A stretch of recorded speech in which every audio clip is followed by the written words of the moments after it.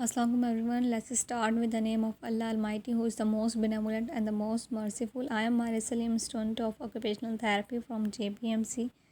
In this video, I am going to tell all about this term mental retardation, which is also called as intellectual disability or the learning disability. और इस video के content के through आप proper MR के notes और एक proper presentation बना सकते हैं। एमआर मीन्स मेंटली डिलेड या lack of some mental power, या अगर हम लोग इसको सिंपली कहें तो ये एक ऐसी स्टेट है जिसमें इनकम्प्लीट मेंटल डेवलपमेंट होती है, जो कि अफेक्ट करती है किसी भी इंडिविजुअल की कैपेबिलिटी को कि वो नॉर्मल इन्वायरमेंट से कोई भी चीज़ जो है वो अडेप्ट कर पाए। देन फिर यहाँ पर सिग्निफिकेंट लिमिटेशन भी होती है इंटेलेक्चुअल फंक्शनिंग में और उसके साथ साथ रीजनिंग में, प्रॉब्लम सॉल्विंग में और लर्निंग में। देन फिर एमआर की एक वाइडली एक्सेप्टेड थ्योरी है जो कि 1973 में अमेरिकन एसोसिएशन और मेंटल डेफिशिएंसी ने दी थी। इसके बेसिकली 3 मेजर कंपोनेंट्स हैं, यानी इनकी इंटेलेक्चुअल फंक्शनिंग जो है सब एवरेज यानी एवरेज से कम होगी, अडेप्टिव स्किल्स इनके अंदर जो हैं वो लिमिटेड होंगी, लाइक अडेप्ट नहीं कर पाएंगे इन्वायरमेंट से, और एज ऑनसेट यानी 18 से पहले डायग्नोस हो जाएगा एमआर। अगर हम डिफ्रेंशिएट करें mental retardation and mental illness को, तो एमआर एक ऐसी कंडीशन है जो कि किसी भी पर्सन के सोचने समझने की सलाहियत को अफेक्ट कर रही होती है। मेंटल इलनेस एक ऐसी कंडीशन है जो कि किसी भी पर्सन के इमोशंस, बिहेवियर और थॉट्स को अफेक्ट कर रही होती है। मेंटल रिटार्डेशन में आईक्यू लेवल लो होता है क्योंकि ये रिटार्डेड है, मेंटल रिटार्डेड है as compare to mental illness. Mental retardation में टाइम और प्लेस का पता होता है, जबकि मेंटल इलनेस में ये पता नहीं होता क्योंकि ये इलनेस है कि क्या टाइम है और क्या प्लेस है।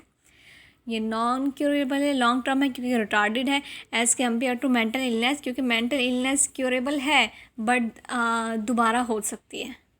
एमआर में बिहेवियर नॉर्मल पर्सन से अलग होता है। देन मेंटल इलनेस में अगर देखें तो यहाँ पर cluster of behaviour, cluster of behaviour means like कभी मैनिया होगा, बहुत ज़्यादा खुश हो जाएंगे, कभी डिप्रेस हो जाएंगे, लाइक बहुत ज़्यादा उदास हो जाएंगे। पता है मेंटल रिटार्डेशन है तो डिलेड माइलस्टोन है क्योंकि मेंटली डिलेड है। देन मेंटल इलनेस में माइलस्टोन डिलेड नहीं होते हैं।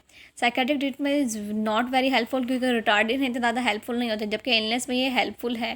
ट्रेनिंग एंड रिहेबिलिटेशन, हम एमआर पर्सन को ट्रेन कर सकते हैं, उन्हें हैबिलिटेशन दे सकते हैं, लाइक उनकी बार बार एक चीज़ करवा के उनकी हैबिट्स बनवा सकते हैं। और जबकि मेंटल इलनेस में ये है कि मेडिकेशन इंपॉर्टेंट है। एमआर की हिस्ट्री देख लेते हैं। एमआर का फर्स्ट केस 1895 में डायग्नोस हुआ।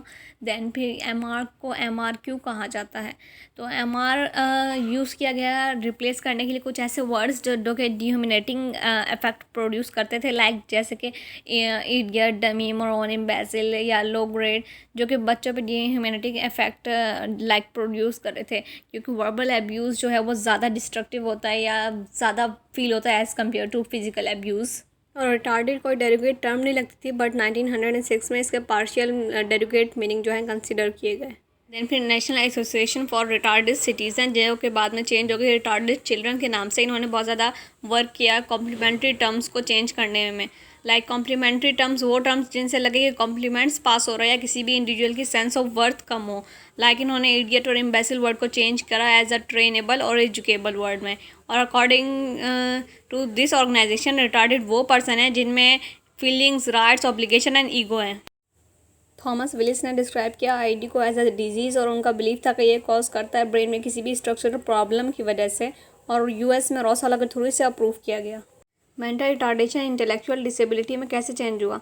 2007 में American association on mental retardation, जो कि बाद में रीनेम हो गया American association on intellectual developmental abilities, इसका एफिलेटेड जर्नल भी चेंज हुआ, और 5th एडिशन के बाद ये लोग फेडरल रजिस्टर्ड हुए और एमआर को आईडी कहा गया। एज बी नो के आईक्यू सब एवरेज होता है, तो अंडर 70 to 75 इनका आईक्यू लेवल होता है। एंड देन फिर 2 एरियाज़ की फंक्शनिंग में प्रॉब्लम आती है या अफेक्ट होती है, इंटेलेक्चुअल फंक्शनिंग और अडेप्टिव बिहेवियर। इंटेलेक्चुअल फंक्शनिंग को हम लोग आईक्यू टेस्ट से जो है मेजर कर लेते हैं। देन अडेप्टिव बिहेवियर के लिए प्रोफेशनल्स देखते हैं कि एक बच्चा दूसरे के कंपैरिजन में कितना काम कर सकता है, ये इसका अडेप्टिव बिहेवियर चेक कर लेते हैं। अगर एमआर की प्रीवलेंस रेटिंग देखें तो 2 से 3% पॉपुलेशन जो है वो टोटल एमआर की होती है, जिनमें से इनकी फंक्शनिंग लेवल के थ्रू इनको जो है डिस्ट्रीब्यूट किया जाता है, और इसलिए सिर्फ आईक्यू पे डिसीजन नहीं लिया जाता, जबकि ये देखा जाता है कि एक बच्चा जो है वो वर्बली ज़्यादा सीख रहा है या फिज़िकली ज़्यादा सीख रहा है, तो हर बच्चे की जो अडेप्टिव स्किल्स है वो अलग होती हैं, जिसकी वजह से एमआर की फ़र्दर जो है वो क्लासिफिकेशन में डिवाइड किया गया है एमआर को। देन एमआर की क्लासिफिकेशन देख लेते हैं। Mild, moderate, severe and profound, ये एमआर के लेवल्स होते हैं। माइल्ड मतलब सबसे लो से शुरू कर रहे हैं हम लोग। माइल्ड जो होते हैं वो एजुकेबल होते हैं, यानी हम लोग इन्हें एजुकेट कर सकते हैं। सपोर्ट कैसी रिक्वायर्ड होती है, लाइक इंटरमिटेंट है, ठीक है, बीच में आ रहे हैं, लाइक कभी खुद भी कर लेते हैं, कभी किसी ज़रूरत भी होती है। आईक्यू रेंज इनकी 50 to 70 होती है और परसेंटेज यानी 85% एमआर में से माइल्ड होते हैं। और जबकि डाउन सिंड्रोम जो कि मोस्ट कॉमन है वो भी माइल्ड में आता है। मॉडरेट लाइक इनकी एजुकेशनल जो है वो थोड़ी सीवियर होती है, लाइक पढ़ाने में थोड़ा डिफ़िकल्टी आती है। देन सपोर्ट इन्हें लिमिटेड चाहिए और आईक्यू रेंज इनका 35 to 55 होता है और ऑलमोस्ट 6% जो होते हैं ये एमआर पॉपुलेशन में होते हैं। सीवियर ट्रेनेबल होते हैं, लाइक इनको ट्रेन करें तो ये सीख जाते हैं, क्योंकि हमने देखा है ये एमआर जो है वो एजुकेबल और ट्रेनेबल होते हैं। एक्सटेंसिव सपोर्ट में, लाइक एक्सटेंसिव बहुत ज़्यादा सपोर्ट चाहिए इनको, और ऑलमोस्ट 20 to 35 जो है इनका आईक्यू रेंज होता है और 3% पॉपुलेशन में से होते हैं। देन प्रोफाउंड में लाइक परवेसिव, लाइक किसी भी इन्फ्लुएंस या किसी भी चीज़ को टॉलरेट नहीं कर पाते और आईक्यू लेवल लेस देन 20 होता है और ये टोटल एमआर की पॉपुलेशन में से 1% होता है। यानी ये एक ओवरऑल रेटिंग है या रेशियो है एमआर की पॉपुलेशन का। देन एमआर की कंडीशंस में कितनी हद तक इंडिपेंडेंस है। माइल्ड में ये बेसिक मैथ कर सकते हैं, जॉब कर सकते हैं, टेक केयर कर सकते हैं, अपनी आइडियल्स परफॉर्म कर सकते हैं और अपनी हाइजीन का ख्याल रख सकते हैं।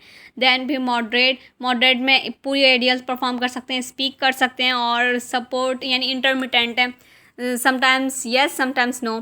सीवियर एमआर में कांस्टेंट सुपरविजन की ज़रूरत है, लाइक विदाउट सुपरविजन कोई भी काम नहीं कर पाएंगे। लिमिटेड कम्युनिकेशन, बिकॉज हमें पता है कि एक कंडीशन ये भी है एमआर की, वो नॉन वर्बल होते हैं।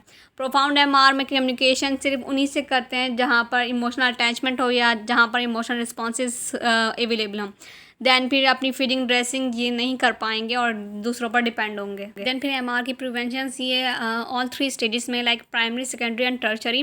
लाइक प्राइमरी वो जो कि प्री नेटल है यानी एमआर से पहले, ठीक है, तो इसमें पब्लिक एजुकेशन की ज़रूरत है, लाइक अल्ट्रासाउंड और स्कैनिंग ज़्यादा नहीं करवानी चाहिए। लेकिन सेकेंडरी प्री नेटल में आ जाती है, जो कि अगर पता है कि बेबी एमआर है तो फिनोल्केटोरिया में स्पेशल डाइट की ज़रूरत होती है। देन टर्शरी, अगर आपको पता है कि बच्चा डायग्नोस हो चुका है एमआर, तो फिर मैक्सिमाइज़ करनी है उसकी स्किल्स को।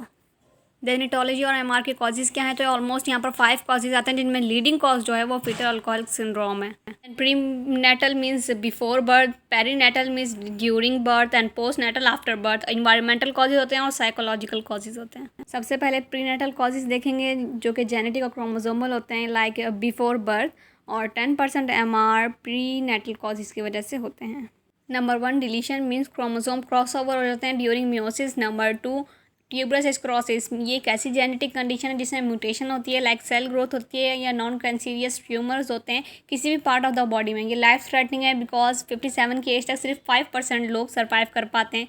साइन एंड सिम्टम्स ये होते हैं कि लाइक अगर ये ट्यूमर हार्ट में है तो हार्ट रिदम जो है अब नॉर्मल हो जाएगी। अगर ब्रेन में है ट्यूमर तो ये कैल्शियम डिपॉजिट नहीं होगा ब्रेन में। और देन फिर इसकी प्रिवेंशन ये है कि मेडिकल कंसर्न करें। देन नंबर 3 रूबेला, जो कि वायरल इन्फेक्शन है, प्रेगनेंसी के फर्स्ट मंथ में होता है। Then number 4 fetal alcoholic spectrum disorder, जो कि लीडिंग कॉज भी है एमआर का। इसका कॉज ये होता है कि mother during pregnancy alcoholic drink करती है और प्रिवेंशन ये है कि अवॉइड करे ड्रिंकिंग को, अल्कोहल को। ट्रीटमेंट ये है कि पॉसिबल मेडिकेशन दी जाती है और सबसे ज़्यादा सीएनएस डिसफंक्शन होते हैं, जिसके बाद एमआर कॉज होता है। नंबर 5 टॉक्सीमिया, ब्लड पॉइजनिंग हो जाती है टॉक्सिन्स की वजह से। देन नंबर 6 फिनाइल कीटोनुरिया, ये एक ऐसा डिसऑर्डर है जिसमें अगर ब्लड में लेवल इंक्रीज हो जाए फिनाइलिन का, जो कि बिल्डिंग ब्लॉक है प्रोटीन का, और ये हमें ऑब्टेंड होता है हमारे डाइट से। नंबर 7 इज़ डाउन सिंड्रोम, जो कि माइल्ड एमआर की फॉर्म है और ये जेनेटिक कॉज है। इसमें पाँव इनवर्ड होते हैं, नोज़ और लिप्स के दरमियान गैप जो है वो कम होता है, आइज स्मॉल होती हैं। And second cause of MR is perinatal और neonatal causes, means the causes during birth. Number 1 is infection, inflammation होती है ब्रेन में। Number 2 is trauma, seizures hit कर जाएं during operation. Number 3 is toxic substance, हर बच्चा 200 टॉक्सिक सब्सटेंस के साथ पैदा होता है, अगर कोई भी एक टॉक्सिक सब्सटेंस रह गया तो एमआर कॉज करता है। Number 4 is prematurity, means baby की बर्थ 7 मंथ में हो जाए तो ये भी एमआर कॉज करता है। लो बर्थ वेट 5 पाउंड से कम होगा तो ये कॉज करेगा। देन फिर 6 एनोक्सिया, एनोक्सिया मीन्स अगर बेबी आफ्टर बर्थ रोता नहीं है और ऑक्सीजन उसके माइंड तक नहीं पहुंचती तो उसका ब्रेन डेड हो जाता है, जो कि एमआर की नॉर्मल कॉज है। सेंसरी डिप्रीविएशन मीन्स कोई भी सेंस नहीं होगा, ब्लाइंडनेस, लाइक देन फिर culture deprivation like norms values skills and knowledge का पता नहीं होगा कौन से कल्चर से है। Number 9 is perinatal growth retardation, जो कि अकर करता है अगर फीटस नॉर्मल रेट पे डेवलप नहीं हो या नॉर्मल रेट पे बर्थ नहीं हो, और ये वाइडली रेफर करता है इंटर यूट्राइन ग्रोथ रिस्ट्रिक्शन से, और इसमें बच्चे दूसरे के मुकाबले में बहुत ज़्यादा छोटे होते हैं। Number 3 is post natal causes, means after birth के कॉजेज़। इसमें हम लोग सारे ऑलमोस्ट पढ़ चुके हैं, लेकिन post natal growth retardation means hydrocephaly like जिनके सर बड़े होते हैं और पानी भर जाता है, माइक्रोसेफेले जिनके सर छोटे होते हैं। लास्ट इज़ ड्रग और इंटॉक्सिकेशन, एक ऐसी फिजिकल स्टेट है जिसमें हमारी परसेप्शन, मूड और सोच और मोटर स्किल्स या जो भी हम कर रहे हैं वो चेंज हो जाएं या अफेक्ट करें ड्रग लेने के बाद। ये डायरेक्टली हमारे सेंट्रल नर्वस सिस्टम को अफेक्ट करती है, लाइक हम लोग कॉन्शियस स्टेट में नहीं रहे हैं।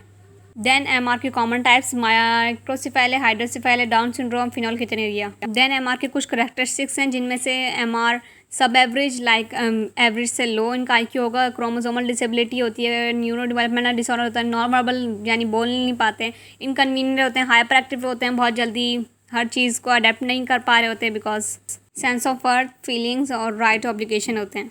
आईक्यू मीन्स इंटेलिजेंस क्वोशंट, एक ऐसी एबिलिटी है कि हम लोग पर्सनस की रिलेटिव इंटेलिजेंस को मेजर करते हैं। IQ is equal to mental age divided by chronological age multiply by 100। Then medical diagnosis के लिए हमने पढ़ लिया mild, moderate, severe and profound के किस तरह से डायग्नोस की कैटेगरी में आते हैं MR.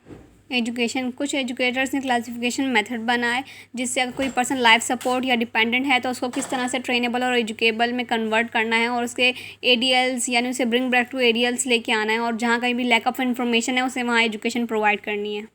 Adaptive behaviour level, Sloane और ब्रिश ने डिफाइन करा एडेप्टिव बिहेवियर होते क्या हैं। देन फिर हाइबर आया, हाइबर ने लेवल ऑफ बिहेवियर बताया अकॉर्डिंग टू एज ग्रुप के 4 लेवल्स होते हैं बिहेवियर के, और इनको कहाँ से अडेप्ट कर सकते हैं हम लोग, इन स्किल्स को कहाँ से ले सकते हैं। एडीएल्स में कम्युनिकेशन में, physical, social, self motivation and occupation से, ठीक है, और इनको अचीव करने के लिए हम लोग गोल सेटिंग भी कर सकते हैं। देन असिसमेंट, असिसमेंट एक कंबाइन एफर्ट है जिसमें साइकोलॉजिस्ट, पैथोलॉजिस्ट, फिजियोलॉजिस्ट और family member, care taker like जो उस इंडिविजुअल से रिलेट करता है या कंसर्न करता है वो इसमें इंक्लूड है। ऑक्यूपेशनल थेरेपिस्ट क्या करते हैं कि इवैल्यूएशन फॉर्म देते हैं जिसमें सारी रिक्वायरमेंट्स होती है, रेलिवेंट क्वेश्चंस होते हैं, जिसको फॉर्म फिल करने के बाद हम उसकी रिक्वायरमेंट्स तक मीट करते हैं या हमें कहाँ का सर्विसेज देनी है ये हम जान सकते हैं। हम उसे सिंपल से कॉम्प्लेक्स तक लेके जाते हैं, ठीक है, और उसकी फिजिकल स्टेट, उसकी mental functioning level, adaptive behaviour level, ये सब जान सकते हैं हम टूल्स या ट्रीटमेंट अकॉर्डिंग टू एज और लेवल प्रोवाइड करते हैं। देन एमआर की 9 क्लिनिकल फीचर्स हैं। नंबर 1 इज़ बिहेवियर डिस्टर्बेंस, इनका बिहेवियर डिस्टर्ब रहता है, डिफरेंट टेम्परामेंट्स होते हैं, लाइक एग्रेसिव हो जाते हैं, कभी खुद को इंजर कर सकते हैं या दूसरों को भी कर सकते हैं, लो सेल्फ स्टीम होते हैं, डिप्रेस होते हैं, कभी कभी हाइपर हो जाते हैं, और एंजाइटी और स्लीप डिस्टर्बेंस होती है। सेकंड इज़ लैंग्वेज डिले, इसको हम लोग ग्लोबल लैंग्वेज डिले और ग्लोबल डेवलपमेंटल डिले भी कहते हैं। ये फर्स्ट नोटिसेबल सिम्टम है एमआर का। इसमें एज्यूम करते हैं child is falling behind because child जो है डेवलपमेंटल माइलस्टोन जो है उस तक नहीं पहुंच रहा होता, और एक्सप्रेसिव और रिसेप्टिव लैंग्वेज में डिफ़िकल्टी आती है, लाइक दूसरों की लैंग्वेज को समझ नहीं रहा होता और अपनी जितनी भी फीलिंग्स हैं उनको बता नहीं सकता। Third one is fine motor delay, ये नोटिसेबल होता है प्री स्कूल एज में जब बच्चा कोई भी स्मॉल मूवमेंट परफॉर्म नहीं कर पाए। ग्रॉस मोटर डिले बेसिकली ये ज़्यादा शो होता है एमआर और सीपी चाइल्ड्स में, और इनमें कोऑर्डिनेशन नहीं होता, लर्निंग डिसेबिलिटी तो होती है, और ये बिग मूवमेंट परफॉर्म नहीं कर पाते like standing walking. Neurological and physical abnormalities, ये basically intellectual and developmental disability है जो कि कॉन्जेनाइटल इशू की वजह से भी हो सकती है, और ये न्यूरोलॉजिकल है, लाइक न्यूरॉन प्रॉपर्ली वर्क नहीं करते और सीएनएस डिसफंक्शन होता है। इंटेलेक्चुअल डिस्टॉर्शन बेसिकली इंटेलेक्चुअल से जितनी भी चीज़ें लिंक करती हैं उन सब पे अफेक्ट करते हैं, एब्स्ट्रैक्ट थिंकिंग नहीं कर पाते, कॉग्निटिव डिफेक्ट्स होते हैं, देन फिर किसी भी स्ट्रेस को टॉलरेट नहीं कर पाते, और ये सिम्टम आपको जब भी नज़र आएगा जब एमआर की क्लासिफिकेशन सीवियर या प्रोफाउंड होगी। साइकोसोशल मार्किंग, सोशल विड्रॉ 50% होते हैं, 25% डिप्रेसिव होते हैं। आपके पास ग्रेटर एबिलिटी होनी चाहिए कि आप जान सको कि इन कौन सा मार्क्स अभी कवर है। मेडिकेशन की नीड होती है बिकॉज मैनिया होता है या फिर डिप्रेस होते हैं, इनकी पर्सनैलिटी चेंज होती रहती है। Then cognitive disintegration means information processing नहीं होती या सेंसरी इंटीग्रेशन नहीं होती, जो कि कॉग्निटिव से रिलेटेड सब कंपोनेंट्स को अफेक्ट करती है, जैसे कि मेमोरी, जजमेंट, रीजनिंग, और ये एक साइकेट्रिक इलनेस है। Last one is baseline exaggeration means sad social anxiety disorder होता है जिसमें एक चैलेंजिंग बिहेवियर होता है and the individual can feel fear in every moment. Then the most important is कि ऑक्यूपेशनल थेरेपी का रोल क्या होता है एमआर में, और ऑक्यूपेशनल थेरेपी कहाँ कहाँ सर्विसेज प्रोवाइड करते हैं या कहाँ किन एरियाज़ में हेल्प करते हैं। मेंटल हेल्थ ट्रीटमेंट प्रोवाइड करते हैं, हेल्थ केयर प्रोवाइड करते हैं। Then work on all areas means holistic approach है, जहाँ जहाँ इमोशनल, सोशल और फिजिकल नीड होगी उनको पूरा करते हैं। न्यूरो डेवलपमेंटल डिसऑर्डर पे वर्क करते हैं। इंट्रेंसिक मोटिवेशन मीन्स उसकी फीलिंग्स, उसके राइट्स और स्ट्रेंथ और वीकनेस अगर कोई है तो उस पर वर्क करते हैं। देन मेंटल डिफिशिएंसी इस तरह से कि इनकम्प्लीट मेंटल हेल्थ की वजह से वो कोई भी चीज़ अडेप्ट नहीं कर पा रहा था, तो हम उसे अडेप्टेशन दिलवाते हैं और इन्वायरमेंट या किसी भी सोसाइटी में सर्वाइव करना सिखाते हैं। देन ऑक्यूपेशनल थेरेपिस्ट वर्क करते हैं एमआर के डिफरेंट कंडीशन के साथ, चाहे वो माइल्ड, मॉडरेट, सीवियर और प्रोफाउंड। देन एक्सप्रेसिव लैंग्वेज पे वर्क करते हैं बिकॉज एमआर नॉन वर्बल होते हैं। ऑक्यूपेशनल बिहेवियर को मेंटेन करते हैं बिकॉज डिसऑर्गेनाइज बिहेवियर होता है। एडेप्टिव परफॉर्मेंस को मैक्सिमाइज करते हैं। सोशल एंजाइटी डिसऑर्डर पे वर्क करते हैं। Engagement of children, purposeful activity के थ्रू उनको इंगेज करवाते हैं ताकि वो अडेप्ट कर सकते हैं और इन्वायरमेंट में रह सकें। एमआर में ऑक्यूपेशनल थेरेपी का रोल डिपेंड करता है उसके टॉलरेंस पर कि वो कितना टाइम एक क्लाइंट को कन्विंस करने में लगाता है और अपना टास्क अचीव करता है। OT is great. ये एमआर की कुछ डिसेबिलिटीज़ और कैटेगरीज़ हैं, जिसमें सबसे पहले आता है स्पेसिफिक लर्निंग डिसेबिलिटी। इसके बाद स्पीच, मतलब बोल नहीं सकते, स्पीच इम्पेयरमेंट। मेंटली रिटार्डेड होते हैं और बहुत सारी बीमारियाँ हो सकती हैं, बोल नहीं पा रहे होते। सम टाइम ऑर्थोपेडिक होते हैं, मीन्स फ्रैक्चर होता है, लेग्स में चल नहीं पा रहे होते हैं। अदर हेल्थ इशूज़ होते हैं, ऑटिस्टिक होते हैं और देख नहीं सकते। ट्रॉमेटिक इंजरी होती है ब्रेन में। दैन फिर सुन नहीं सकते, देख नहीं सकते। इमोशनल डिसऑर्डर होते हैं। ये एमआर के कुछ क्लिनिकल स्केल्स हैं, जैसे कि intelligence and developmental scale. Like intelligence और डेवलपमेंट को चेक करने के लिए ये स्केल है और ये ऑलमोस्ट 7 स्केल हैं। देन एडेप्टिव बिहेवियर को चेक करने के लिए 2 तरह से चेक करते हैं और परसेप्चुअल मोटर के लिए भी 2 तरह के इंस्ट्रूमेंट हैं। ये सब स्किल्स क्लिनिकल यूज़ के साथ ज़्यादा समझ आएंगे बेटर, लेकिन या सबसे पहले जो है Yale scale of infant development. Infant मतलब बच्चों के लिए है, तो ये इन्फेंट 2 से 30 मंथ्स तक की ड्यूरेशन में इन बच्चों पे चेक किया जाता है और कहाँ कहाँ जहाँ जिन जिन एरियाज़ में डेवलपमेंट हो रही है बच्चों की, उन एरियाज़ में चेक किया जाता है। Like mental scale, motor scale और बिहेवियर रिकॉर्ड, इन सब के लिए ये चेक किया जाता है। Number 2 is Denver developmental screening test. ये बेसिकली एक एवेल्यूएशन है जो फिर एरियाज़ में की जाती है। ड्यूरेशन ये होती है कि 2 से 6 साल के बच्चों में ये स्क्रीनिंग टेस्ट जो है वो किया जाता है और एवेल्यूएट किया जाता है डिफरेंट एरियाज़ को, like fine motor, gross motor, communication and social development.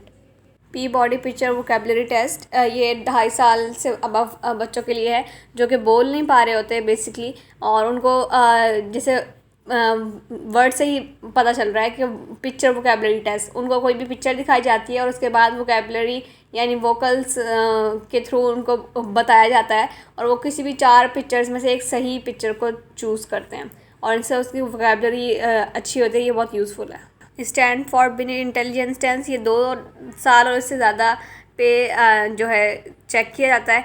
Then फिर इसमें इंटेलिजेंस कैलकुलेट होती है। विशलर इंटेलिजेंस स्केल, ये 5 से 15 साल के बच्चों तक के लिए और ये वैलिड है मेजरिंग करने के लिए intermediate mental functioning. Illinois test of psycholinguistic abilities, ये 2 to 10 ईयर्स तक के लिए है। दैन फिर ये as a diagnostic tool use होता है एनालाइज करने के लिए intellectual deficit. Goodenough Harris drawing test, ये 3 to 15 ईयर्स तक के लिए है और ये डेवलपमेंट में जहाँ कहीं भी मोटर डिफ़िकल्टीज आती हैं उनको डिटेक्ट करता है। वाइल्डलाइन सोशल मैच्योरिटी स्केल एक वर्ड से ही जाहिर होएगा कि साइकोलॉजिकल असेसमेंट है जिसमें हम लोग असेस करते हैं social and adaptive behaviour. Adaptive behaviour scale, इसी स्केल में इनको 2 तरह से जो है डिस्ट्रीब्यूट किया गया है क्योंकि बच्चा अपने एज के साथ साथ अडेप्ट करता रहता है। तो पहली एज है 3 से 12 जिसमें हम लोग मेजर करते हैं इंडिपेंडेंट फंक्शनिंग, लैंग्वेज डेवलपमेंट और सोशलाइजेशन। देन फिर 3 से ओल्डर और इसमें वायलेंट और डिस्ट्रीब्यूटिव बिहेवियर और देन फिर हाइपर एक्टिव और साइकोलॉजिकल डिस्टर्बेंस चेक करते हैं। Then last one perception motor instrument, जिसमें 2 हैं Marianne Frostig developmental test. Basically ये विजुअल परसेप्शन को चेक करते हैं 5 एरियाज़ में और इनकी एज 3 to 8 होती है। लेकिन अगर किसी इंडिविजुअल के फंक्शनल लेवल लो है तो हम सिर्फ फंक्शनल लेवल की बेसिस पे उसको चेक नहीं कर रहे होते हैं। ये इसका ये मतलब नहीं है कि हम उसकी परसेप्चुअल ट्रेनिंग स्टार्ट करते हैं। ये इंडिकेट करता है कि कोई भी इंस्ट्रूमेंट सिर्फ अप्रोप्रिएट नहीं होता किसी भी इंडिविजुअल की टेस्टिंग के लिए। द लास्ट वन इज़ जो परसेप्चुअल मोटर सर्वे, इसमें एज ऑलमोस्ट 6 to 10 होती है। यह हेल्प करता है basically early stage of MR में। लाइक अगर कहीं पर भी लैकिंग आती है परसेप्चुअल मोटर एबिलिटीज़ में तो वहाँ पर डिटेक्ट कर लेता है और बेसिकली अर्ली स्टेज ज़्यादातर बॉर्डर लाइन माइल्ड में ही होती है और ये सीवियर प्रोफाउंड के साथ वर्क नहीं करता, ज़्यादा यूज़फुल नहीं होता। हैबिलिटेशन ट्रेनिंग, हमने जैसे कि पढ़ा कि एमआर को हैबिलिटेट किया जाता है, लेकिन उनकी हैबिलिटेशन करवाई जा सकती है, ट्रेनिंग करवाई जा सकती है। तो उसकी ट्रेनिंग के लिए बहुत सारे लोगों का कॉरपोरेशन यानी एक टीम होना बहुत ज़रूरी है। यानी जो जो उस पर्सन से रिलेट करता है, उस इंडिविजुअल से, उन सबको अपनी अपनी जगह एक ट्रेनिंग करवाने की ज़रूरत है। और OT as a training developer जो है वर्क करता है, रियलिस्टिक गोल बनाता है। देन कुछ एग्जामिनेशन है एमआर की, फिजिकल एग्जामिनेशन और सेंसरी एग्जामिनेशन। फिजिकल एग्जामिनेशन मतलब जो व्यूएबल है, जिसमें डेवलपमेंटल डिले होती है, और इसके अलावा जिसको हम लोग मेजर कर सकें उसके पैरामीटर्स के थ्रू, या जो मेजर ऑर्गन सिस्टम में एबनॉर्मलिटीज़ आते हैं, उसे हम फिजिकल एग्जामिनेशन कहते हैं। सेंसरी एग्जामिनेशन जो नॉन व्यूएबल होती हैं, और एमआर में जैसे कि हमें पता है नॉर्मल चिल्ड्रन के लिहाज से ज़्यादा सेंसरी इशूज़ होते हैं, तो उन इशूज़ को उन ऑब्ज़र्व करने के लिए, असिस्ट करने के लिए सेंसरी एग्जामिनेशन की जाती है। ट्रीटमेंट अप्रोच फॉर एमआर 2 हैं। First one is sensory integration therapy, जो कि आरिस ने दी थी। ये एक फुल रिस्पॉन्स ओरिएंटेड थेरेपी है।